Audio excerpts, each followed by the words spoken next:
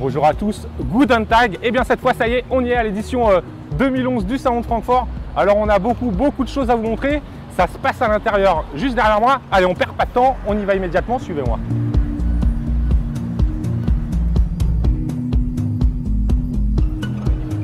Alors je vous le disais, on va couvrir dans son intégralité cette 64e édition du Salon de Francfort.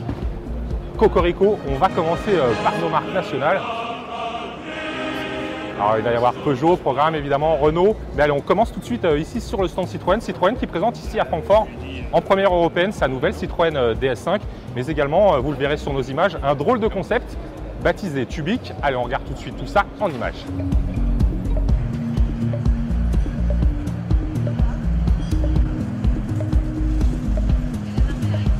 Et oui, Citroën n'est pas venu les mains vides à Francfort. D'abord avec sa DS5 pour sa première sortie européenne, 6 mois après sa présentation à Shanghai. La plus huppée des DS a pu nous faire admirer sa silhouette racée et son cockpit au parfum de grand tourisme.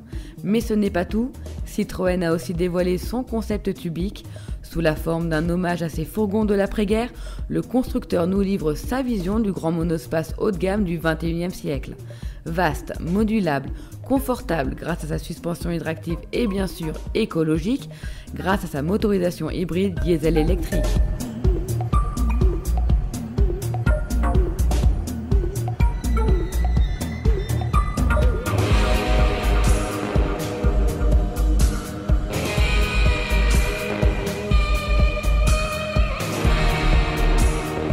Voilà, après Citroën et son concept Tubic, retour ici sur le stand du cousin Peugeot qui présente ici à Francfort, lui aussi un concept haut de gamme, le HX1.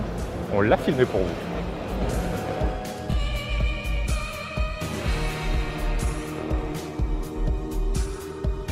Aux côtés du cousin Citroën, Peugeot présente en Allemagne 2 grosses nouveautés.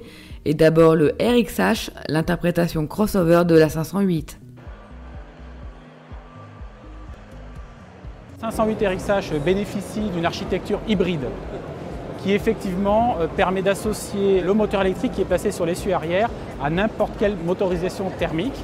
Et donc de ce fait, la chaîne de traction de 508 RXH est adaptable à n'importe quel véhicule dans le monde, voire à des motorisations essence. Par contre, pour l'instant, la silhouette 508 RXH, qui est à la base une silhouette, on va dire, break, est une silhouette qui sera dédiée dans un premier temps au marché européen.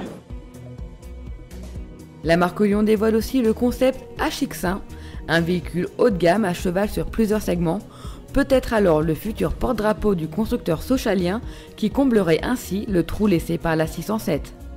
Alors HX1 c'est exploratoire, hein, c'est un véhicule qui a vocation à donner une expression libre de la part des stylistes de ce que pourrait être un haut de gamme Peugeot. Et effectivement on est à la croisée entre quelque chose qui est volumique puisqu'il y a 6 places à l'intérieur. En même temps c'est un coupé parce que la voiture est très basse et très large. Donc on mixe les univers, on mixe les mondes, on mixe les genres et on fait de la prospection sur l'avenir. Et on est en train de chercher effectivement des voies d'expression du haut de gamme. Et ce qui est clair c'est qu'on ne fera pas des hauts de gamme classiques à l'avenir, on fera des hauts de gamme peut-être qui ressembleront un peu plus à ça.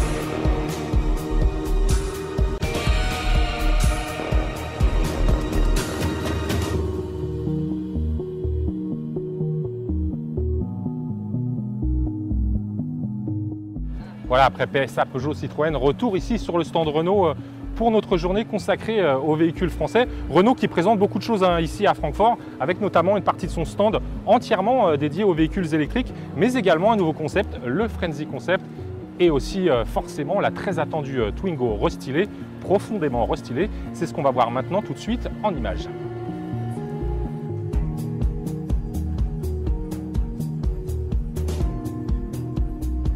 Carlos Ghosn était bien présent face aux caméras, mais le patron de Renault n'avait aucune surprise à annoncer. Le principal événement du côté du losange, le restylage de la Twingo dévoilé en grande pompe.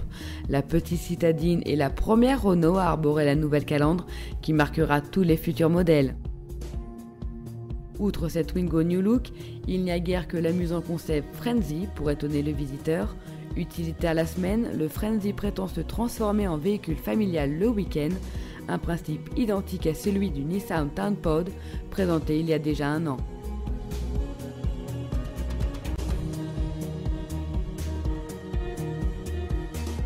Voilà, c'est la fin de notre première journée ici à Francfort consacrée aux marques françaises.